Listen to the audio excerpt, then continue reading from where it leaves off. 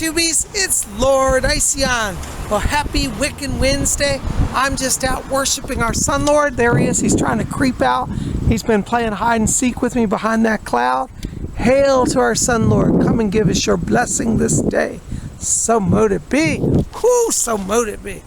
Well, come and hang out with us on a Wiccan Wednesday.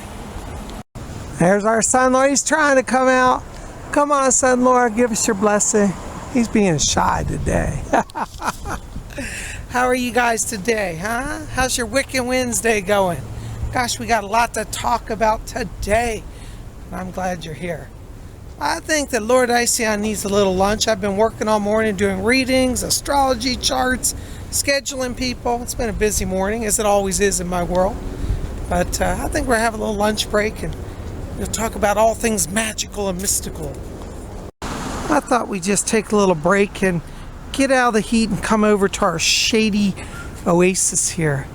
This is my sacred shrine, and I consecrated this a few years ago as a shrine to the goddess, the Holy Stone Mother.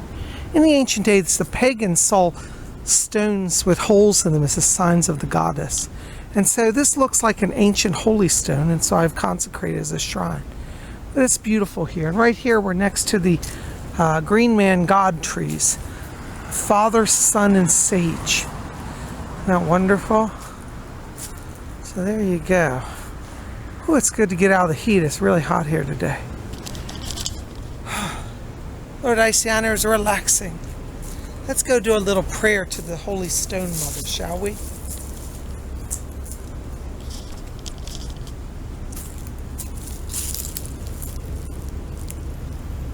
Holy Stone Mother, mystic sign of ancient goddess power, I ask now a blessing on all my YouTubers. May they have blessing of wealth, health, prosperity, and all good things. May they come to an awakening of the goddess's presence in their lives. And may you, ancient mother, ancient earth mother, mother of the earth, holy stone, guide us in this awakening. So mote it be. So mote it be. So mote it be. Well, tubies, Lord Ision is in from the heat. Whew, it feels so good in here. I'm at my favorite Chinese restaurant, Taste of Asia. And just waiting on my food to come. And a lot of carry out going on. I'm just sitting in and chilling. So join me for lunch today. By the way, so many of you ask me every day, what are you wearing? What's your jewelry? What's your clothes? So today I am wearing a new shirt that I got. Check this out. This is my magical white witchcraft pentacle. And this shirt was given to me by Baroness Golubovs. Isn't that wonderful? Check that out. In Wicca, the white pentacle is a sign of protection.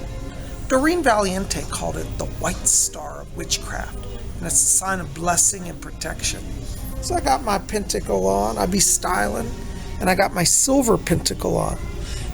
For those of you who are members of the Order of the Silver Star, we've talked about in the order that in Magick, the colors silver and white are interchangeable. So white can be a stand-in for silver or silver for white. So there you go. Got on my magical shirt. Thank you, Baroness Golubovs. I love my shirt. You're so wonderful. Love you.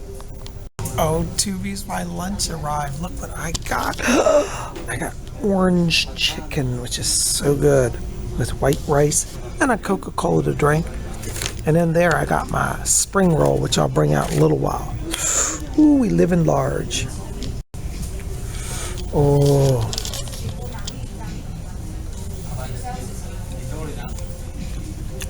Oh, that's so good. They do the best steamed rice here. I just absolutely love this. So good. Well, tubies, that was a wonderful lunch. Oh, back out into the heat. You know, I'm glad for this restaurant. I love it. And the good thing is it's right next door to one of my other favorite stores. So we're going to go over here and buy some tea because Lord Ision is out of tea. So we're going to get some good Earl Grey at the gourmet food shop. This does import foods. It's Mediterranean. What's it called? Mediterranean something. Anyways, let's go get some tea.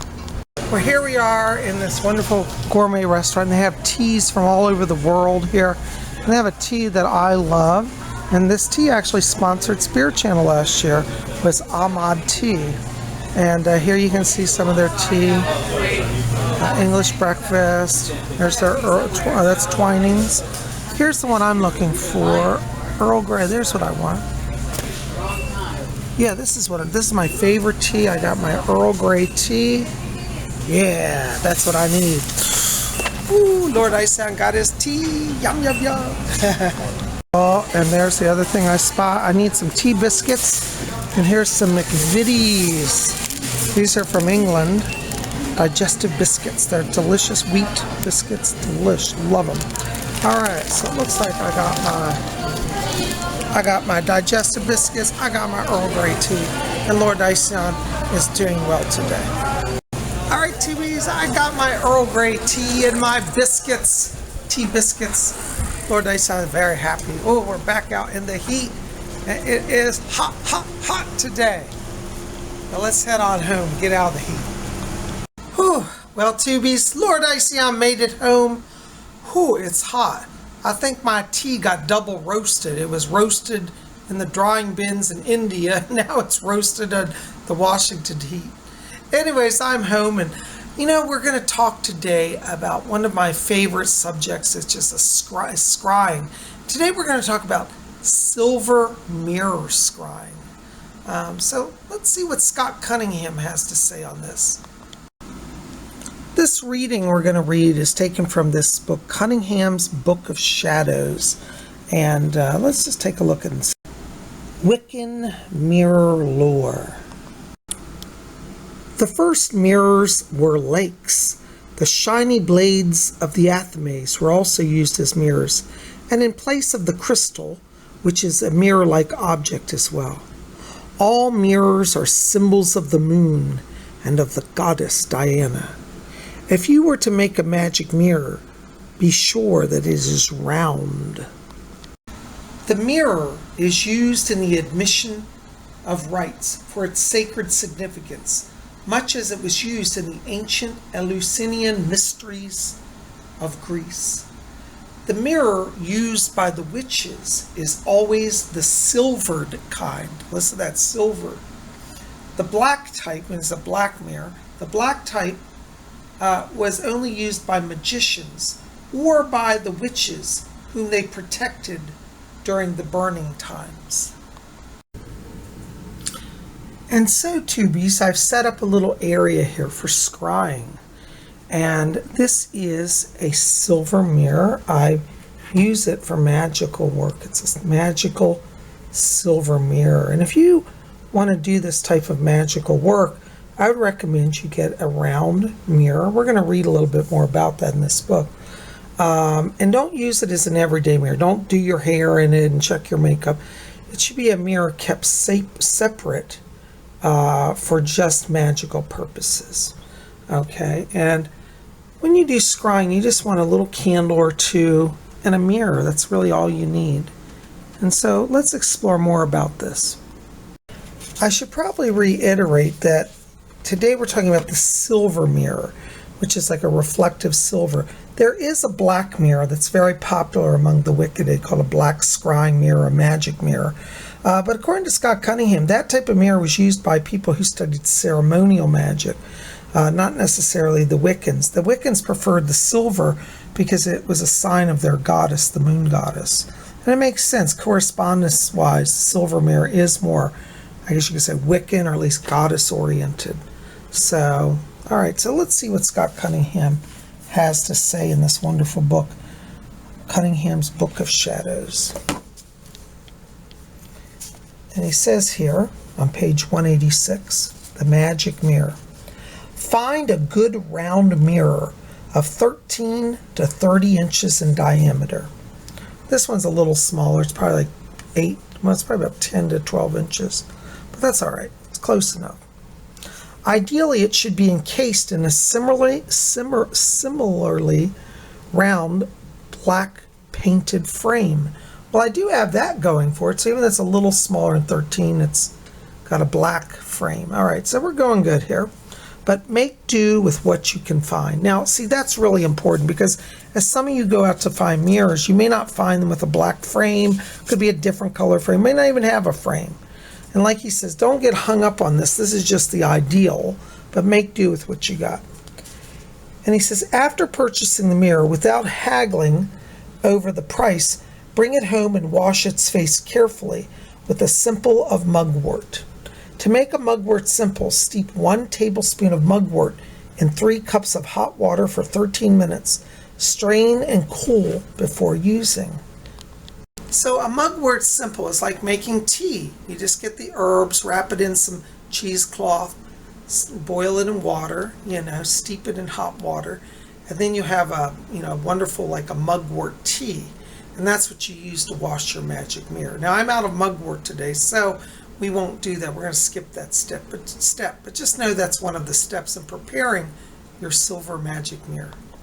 Now, having assumed we washed our mirror here with our magic mugwort tea, it says, when the mirror has dried, cover its face with a black cloth and lay it where it will not be touched until the full moon.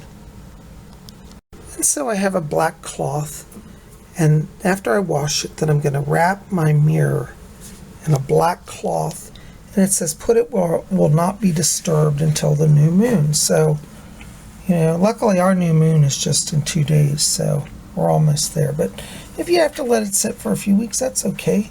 Just pray over it and the power builds. So there's our mirror wrapped away safe in black cloth.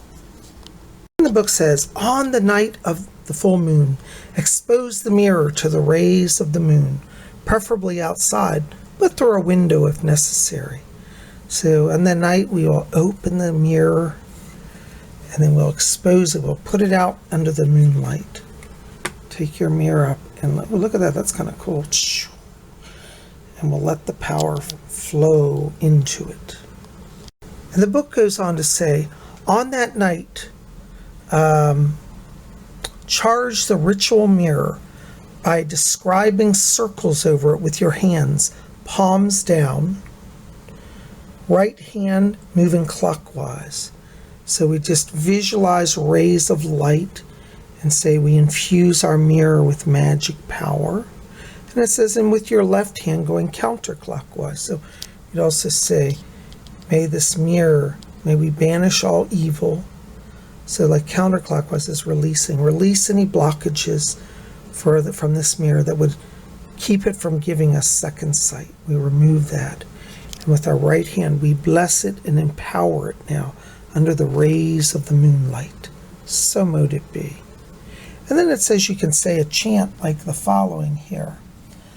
Lady of the moon, moving our hands, Lady of the moon, great Diana, you who sees all things and knows all knowledge, I consecrate this mirror in your name, that it might aid me in my magic.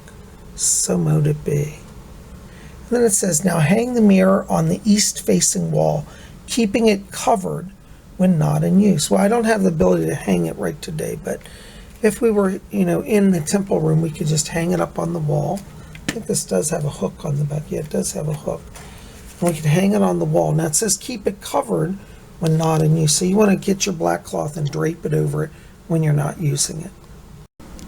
Now on the night of the full moon, you want to turn off all the lights, and if you can, just work by candlelight or moonlight and set up a little area for your mirror. Now, it says in the book to hang it on the wall, but personally I think it's better if you have it sitting on the altar loose, because I find with mirror scrying it's best if you can angle the mirror so that you don't see yourself in it and you have just a neutral open field. Now here it's really bright today, but at nighttime this background would all be dark, you see. And so it makes for a wonderful little setup here to just work by candlelight. By the way, how do you like this candle holder? It's made of mercury glass. Isn't that wonderful? We have a silver candle. And there's our magic silver mirror. And when you do your scrying, you might want to just, for example, do something like a small invocation, where you say, Gracious Goddess, let us see what it is to see, know what it is to know. So mote it be. And I have a tradition I like to do. I'll take my wand. I don't have my wand here, actually. I left it in the other room. But you can use your hand and say, here this pentacle I lay for blessing and protection by night, by day. Let us see what we shall see. As I will, so mote it be. And then just sit back. And again, at nighttime, this will be a darker field with less reflections. Try to make it so you're not seeing your face in it, unless you want to see your face, which is another type of ritual. Just you may have to adjust your candles to move them so you get the right look, the right lighting. But then you just sit back and you gaze into your mirror. And I'm telling you, you'll be amazed at what happens. Again, you may have to adjust the candles. This candle's about to fall over. I don't want to burn down the house. But this is what you want to do. Now, if you have a black cloth, you can also put it under the mirror during the scrying, kind of to be a neutralizer for less reflections and a kind of a calmer environment. So you can put a black cloth under the mirror to kind of give a calmer view. And then you just want to relax and go into your mirror. You'll find at nighttime the mirror will start to mist over, and then it'll be like almost grayish looking. And then sometimes you'll see sparkles or light in or colors, and that means you're about to have a vision.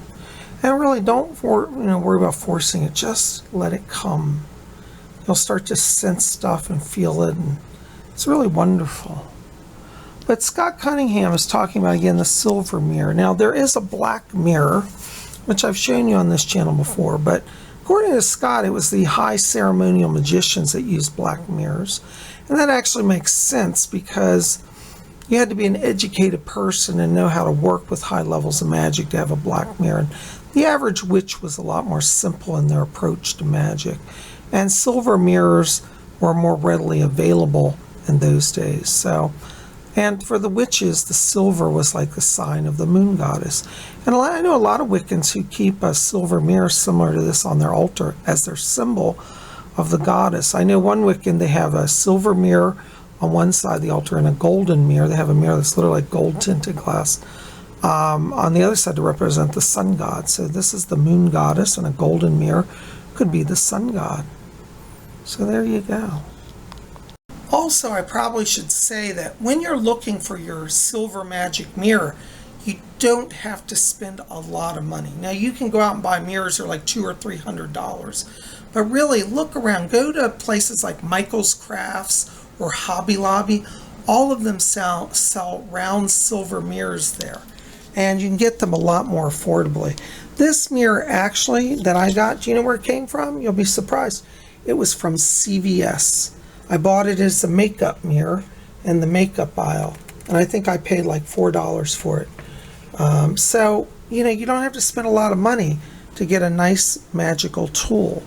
And I would say, I think every witch should have at least one magical mirror, Myself, I like sometimes to work with the crystal ball. Sometimes I like the black mirror. Sometimes I like the silver. So there's no one way you have to do, but I definitely encourage you to explore the silver mirror. And I think that you'll find it's a wonderful and powerful magical tool. And I agree with what Scott Cunningham says. He says, when you're not using your magic mirror, put a black cloth over it. So we call it veiling the mirror. See, you want to veil your mirror. You can keep it on your altar. Just put a cloth over it. Or if it's on your wall, drape a veil over it. And just keep it covered until the next time you use it. That keeps it sacred. It keeps portals from opening. And it's a way just to protect the power of your consecrated tool. Well, Tubies, I hope that you've had fun hanging out with me today.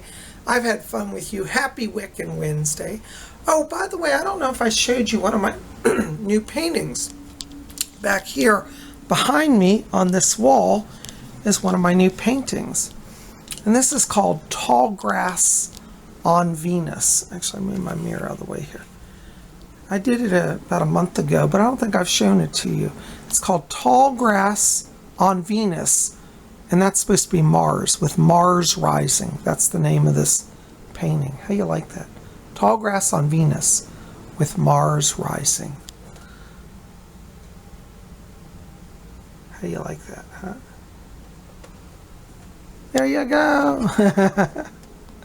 Well, Tubies, thanks for hanging out with me today. I've had so much fun. Listen, make sure to help me out. Like this video, favorite it, share it with your friends, and make sure to hit subscribe. Be part of our channel. We would love to have you be here. We have something every day of the week. Be back here tomorrow on Thursday, because tomorrow at 7 p.m. we're going to do a live seance. You don't want to miss it. I'm going to go into trance, and we will see what the spirit people have. I look forward to seeing you then. God bless you all. Have a wonderful night. Oh, and don't forget to visit my website, PsychicBob.com, and register for this Saturday's Psychic Development class. We're doing a class on Saturday on trance channeling, so you want to be there. All right, guys, I love you. We'll see you back here tomorrow. And until then, may all of you always blessed be.